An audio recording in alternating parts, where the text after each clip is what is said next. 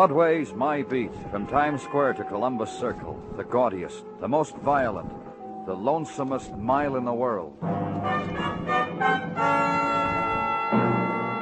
Broadway's My Beat, with Larry Thor as Detective Danny Clover.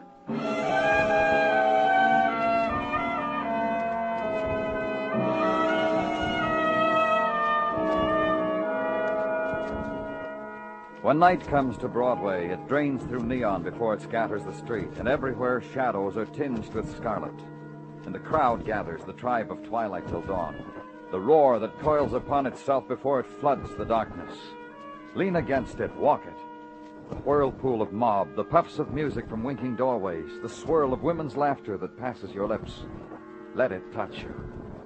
Then look backward, see it all change into night wind, and drift away.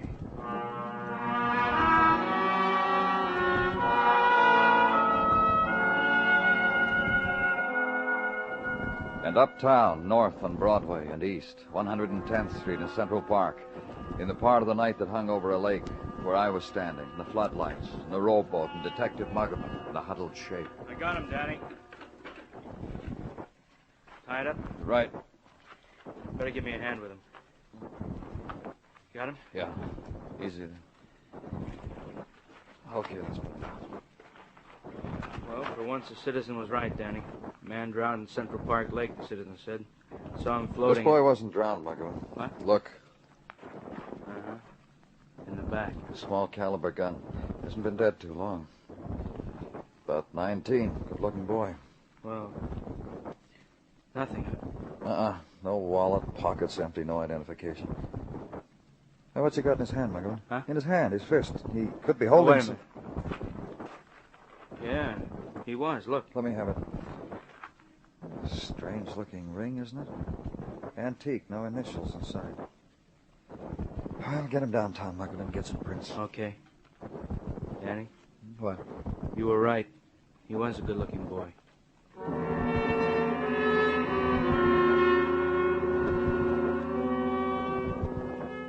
Then the pattern, known too long, repeated too many times, the checking, the waiting.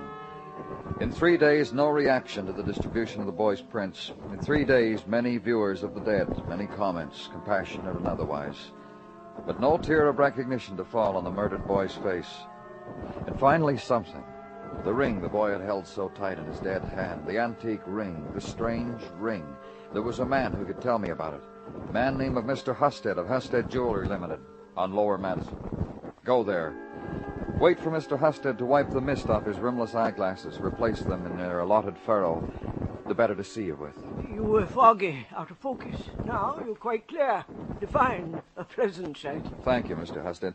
I was told back at headquarters you knew something about the ring we found on... If we could avoid a mention of the dead, it would please me, Mr. Clover. You see, I'm quite old by now, and such things, you understand, of course. Yes.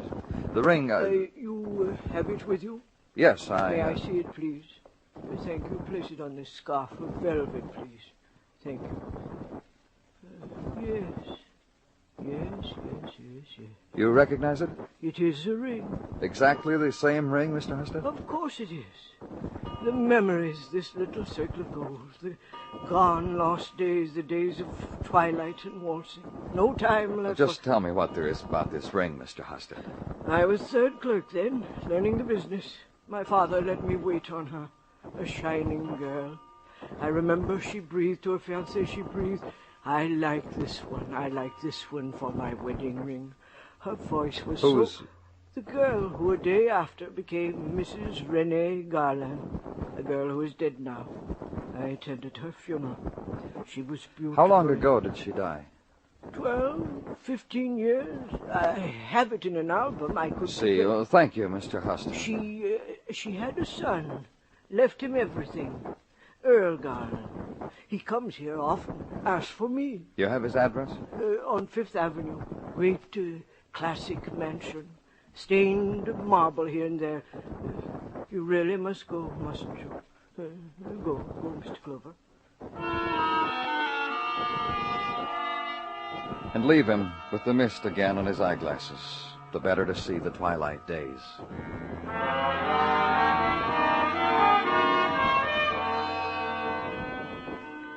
And in a Fifth Avenue mansion, be told to wait for Earl Garland. Wait in a great hall, bare, almost empty, its aged walls veined with the delicate arteries of cracked plaster.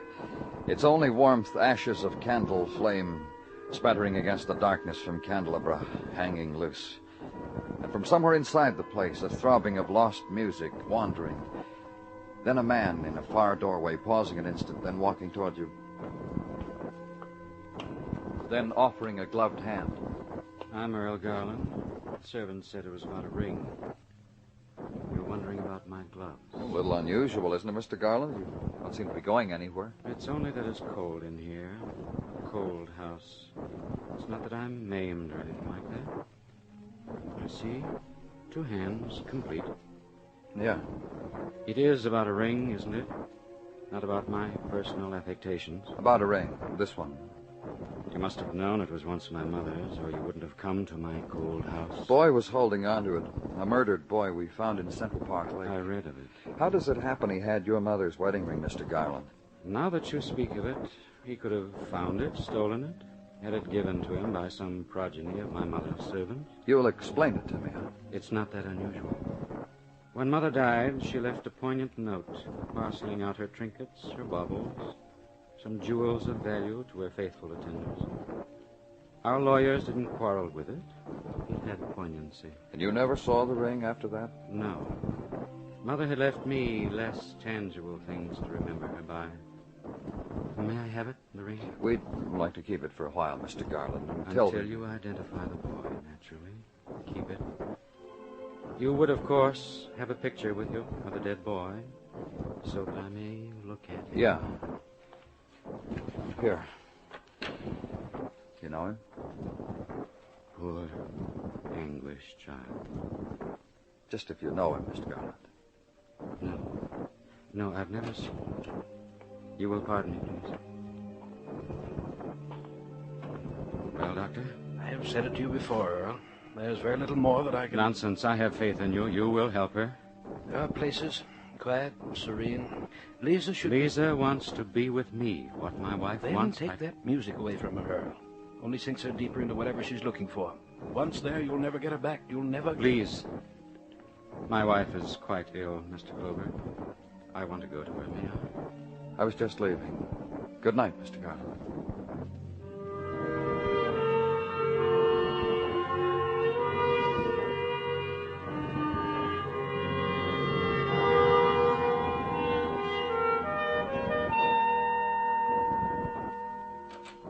Danny, Yeah, what is it, Sergeant? one of the people from the outside to see you. Oh, who is he? Fellow who says he brings news from Central Park. Well, show him in, Gino. This way to see Danny Clover. That'll be all, Gino. Right. Sit down, please. Thank you. I'm Nagel. Oh? Yes. And what did you want to see me about? You know which Nagel I am? No, I don't. I see. Which Nagel are you? The one who hangs around Central Park. I've been in jail for doing it. That's why I thought you might know I was the Nagel. But no, Why did they put you in jail? for hanging around. But now you authorities are convinced I'm harmless. I just like to sit in the park, that's all. All night. Every so often I choose a place in the park I might like and sit there a few nights and enjoy it. Several days ago, a boy was shot at the lake near 110th Street. I know. Did you see it happen? No. Then what... That night I was sitting on the mall. The night before last I took to sitting around the lake. Perhaps the fact that a murder had been committed there prompted me to do so. I don't know. I never questioned myself. That's one of the reasons I can sit around and be happy. Don't smile. I'll bet that's more than you can do. Please go on. The night before last I was sitting there. About 1 o'clock a girl walked up to the edge of the lake. She stood there for a while, then threw a flower into the water and walked away. Why didn't you report this before? It was such a charming thing. I had to wait until last night to convince myself it wasn't one of my nicer imaginings. I think things like that sometimes, and I thought maybe this The girl was what... came last night, too? Yes. Did the same thing. I never did get to see her face. She was too far away. But I imagine she was very lovely. Then you wouldn't recognize her again, huh? No. And you might as well know it. The only reason I'm telling you about it now is I've decided to move from the lake. Tonight I'm going to sit around the museum. Then the man got up, walked over to the door, turned toward me, smiled. Then he did a peculiar thing. He opened the door and closed it behind him, instead of dissolving in a puff of smoke.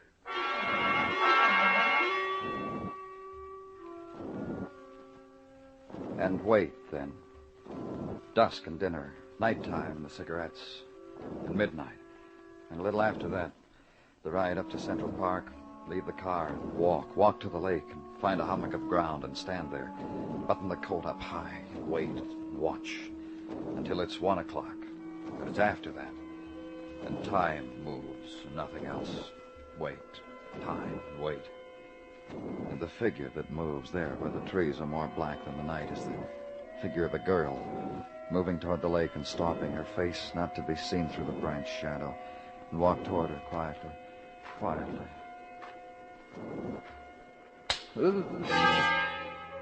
For a reason, the ground spins up at you, hits you. Then, nothing at all.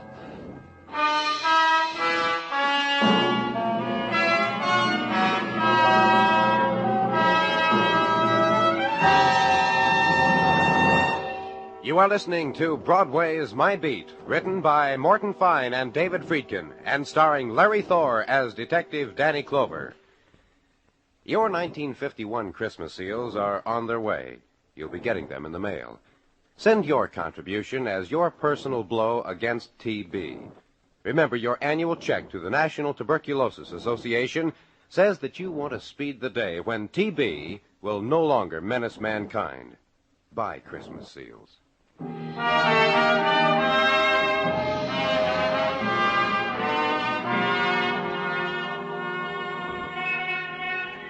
The light of the November morning touches Broadway's shoulders softly now, breaks the clinch that held it together in the night.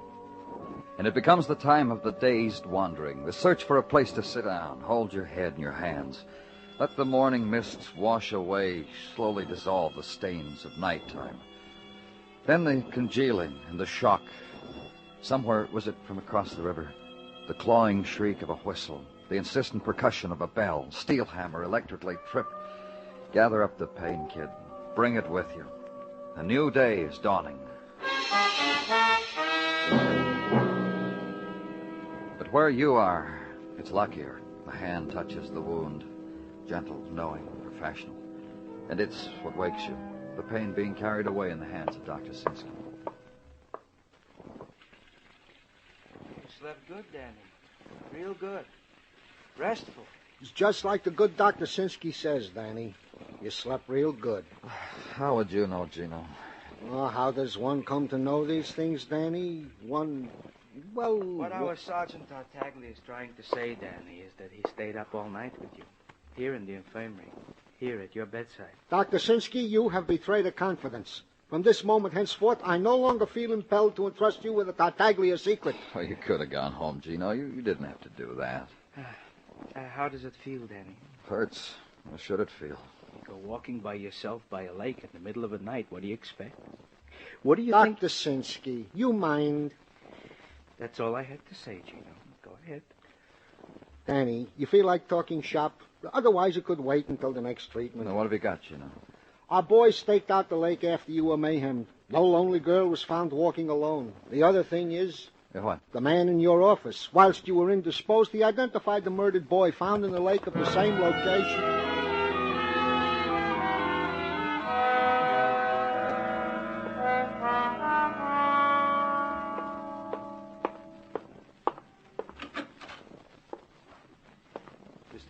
Oh, just sit where you are. Your name, please? Clark. Howard Clark. That boy downstairs, Yes? That boy downstairs, you want to know who he is, don't you? Well, his name is Paul. His mother gave him that name. It was one of the last things she ever did. Paul was born December 9th, 1932. His mother died December 12th. His mother's name was Helen. When he was born, Paul... Mr. Clark... Paul had blonde hair. Neither Helen and I liked blonde hair because she was brunette, and I am too, but Paul's hair turned. You're his father? And as he grew up, his hair became identically the color of mine. He went to grade school, high school, not college, you understand, just high school. His friends were boys and girls who came around to the house once, then never came around again. Could you tell me why that was? Exactly why that was. For the same reason Paul and I were embarrassed in front of each other. There was no language between us after the hellos and how did the day go. Just nothing to say. I see.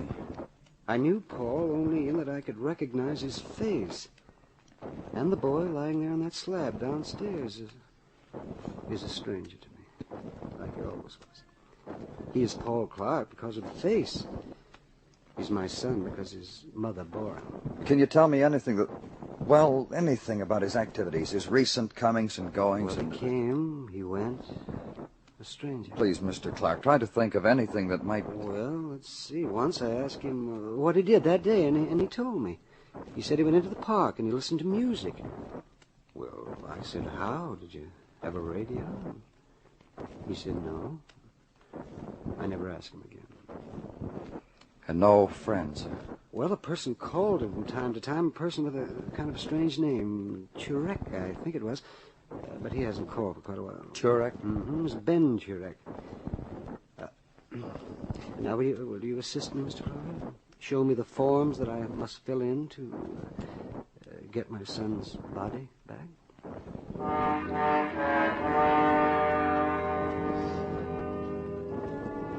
Then search the city's directory for the name Ben Turek, and beside it an address, West 12th, and an occupation, artist.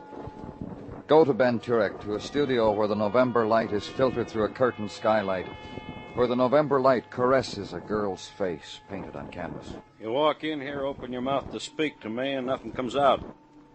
My painting freezes you where you stand. I'm that good, huh? Who is she, Mr. Turek? Me what I'll call her when I hang her on exhibition, but I call her now in the heretofore privacy of my soul. What you call her now? Girl of the mists, child of the lake, midwinter's night dream, beauty in the pane, take your pick. You know her? Who doesn't know her? Haven't you cried in the night because that girl, the girl in the painting there, wouldn't come closer, wouldn't lean down? You know her? We met her once walking through the park. I never got her name. Never saw her again. That masterpiece you admire is from memory.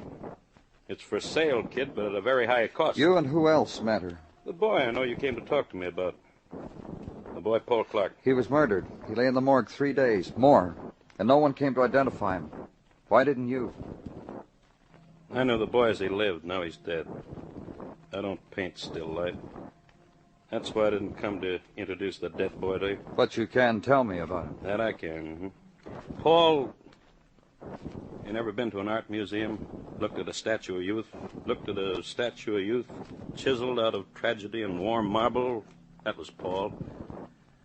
Saw him walking in the park one night. I asked could I paint him. We got to know each other. Then another night we saw this girl. Paul saw her, too. He went to her, she went to him. I never saw Paul again. That's life. And you wouldn't, right? That's life, too. Mind if I answer it? Go ahead. Turk talking. Yeah. Sure is here. It's for you. Thanks. Yes? Danny, a girl's just been brought in. A girl who tried to drown herself in that Central Park lake. I thought maybe... Where is she? With Dr. Sinsky in emergency. I'll be right down, Gino. You admire my painting, you probe what I laughingly call my soul, and you get your messages here. Anything else I can do for you? Just don't go away, Mr. Turek. You're a very interesting man.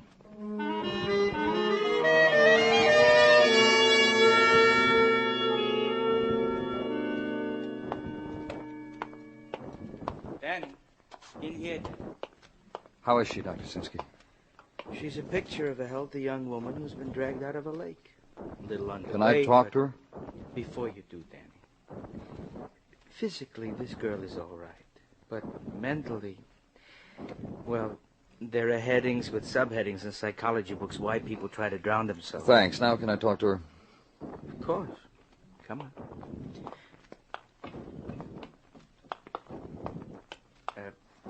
This is Lieutenant Clover, miss, a policeman. and a nice man. He wants to talk to you. You see, Danny? She just stares ahead, almost You wanted to catatonic. join Paul, didn't you, miss? Paul's dead. Danny. I think I know what's troubling this girl, Doctor. Let me handle her. Miss, Paul's dead. you loved Paul, didn't you?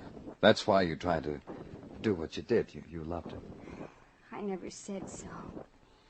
I never told him I did. Yes. We want to help you, miss. Who are you? Paul's. I never told him that either. But I think he knew. Don't you think he knew? I'm sure he did. There. You see. You used to meet Paul at the lake, didn't you? Oh, yes. And talk. And laugh and touch. Ask her who she is, then. I heard you. I told you. I'm Paul's. I want to give you something, miss. Here, this ring. Oh. Take it. That's right. That's right. Put it on.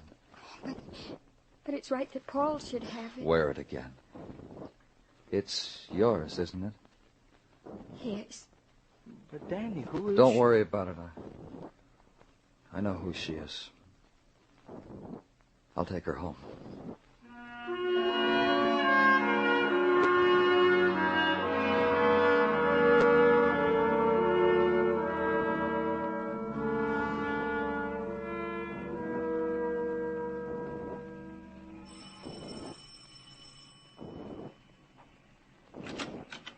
Good evening, Miss. Lisa, where have We'd better go inside, Mr. Garland. I want to go to my room. Yes, of course. Not yet, Lisa. What? My wife wants to go to her room. In a little while. Maybe go in here. I want to talk to both of you. It's all right if you say so, Mr. Clover. You sit there, Mr. Clover, and Earl over there. And I'll sit right here. Now, that Lisa, way... you're ill. Now let me take you to your room. Well, Mr. Clover wants to talk to us. Aren't you going to sit down, Mr. Clover? Aren't you, Earl? I don't care. I am. I thank you, Mr. Clover, for bringing my wife back to me. But how does it happen she's with you? Our men have been watching the lake in Central Park, Mr. Garland. They found your wife there. I see.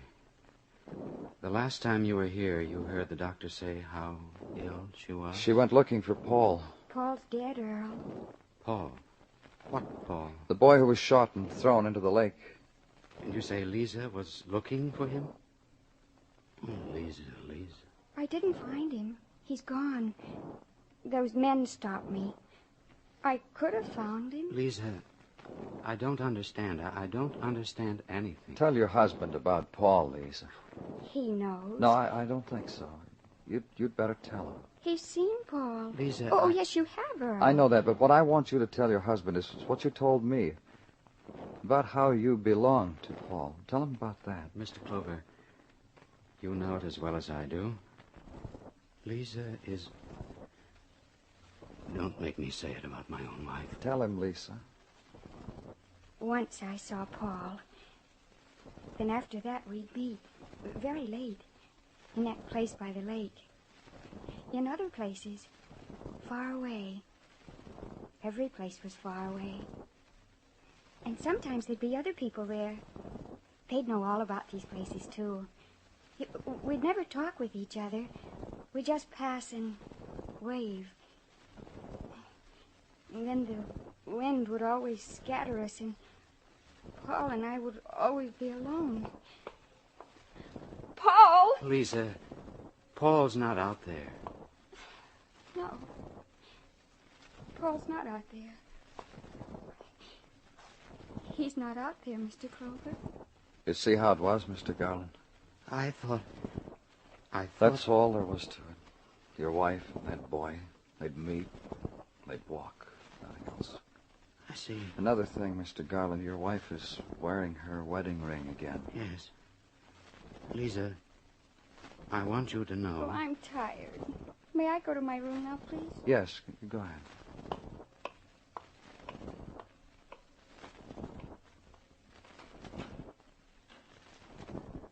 Thank you, Mr. Clover. That was kind of you. I didn't want her to hear. You know why Paul had the ring? I suppose it was just a child's gift. That's right, to another child. You didn't have to kill Paul. When you followed them, eavesdropped on them, you should have known that Paul was as lost as your wife. You should have known that. I thought it was something else.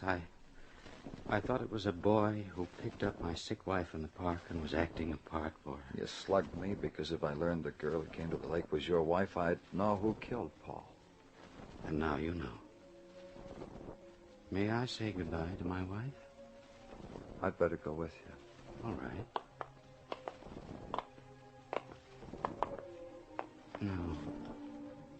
No, I'd better not. If I went into that room now while she's playing that music, she wouldn't even know who I was. Take me away, Mr. Clover.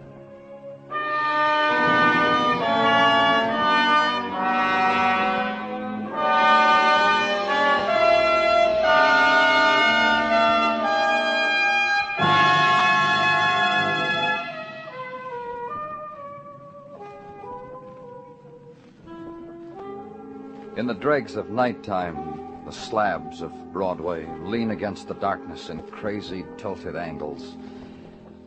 The balance is delicate, precise, so the walk must be careful, the talk furtive.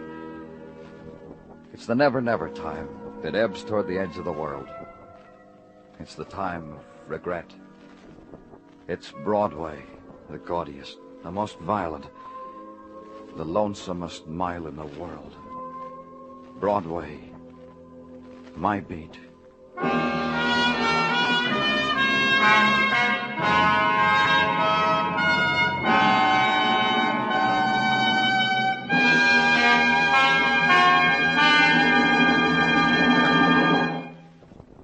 Broadway's My Beat stars Larry Thor as Detective Danny Clover, with Charles Calvert as Tartaglia and Jack Crucian as Muggavan.